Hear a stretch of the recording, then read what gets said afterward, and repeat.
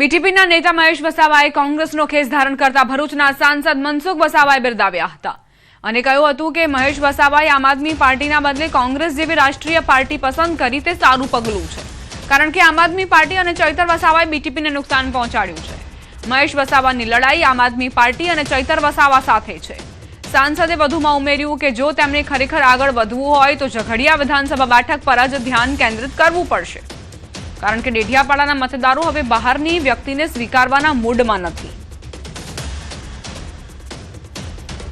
આજે નેશનલ લેવલની પાર્ટીમાં તેઓ ગયા છે, તો હું તો ઈચ્છું છું કે આવનારા દિવસોમાં એમનું ભવિષ્ય સારું કોંગ્રેસમાં ઉજ્જવળ બને અને પ્રજાના કામો કરે.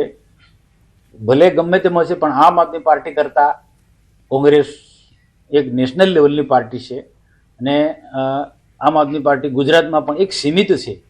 એટલે મોટા ક્ષેત્રની અંદર મહેશભાઈ ગયા છે, તો પણ આમાં ભારતીય જનતા પાર્ટીને કોઈ ફરક નથી પડવાનો. આ જે એમની જે લડાઈ જે છે એ આમ આદમી પાર્ટી સાથે છે, ચૈતરભાઈ વસાવા સાથે છે. અને હવે એમની જે નારાજગી ભાજપ સાથે કોઈ નથી, એમની જે નારાજગી ચૈતરભાઈ સાથે છે.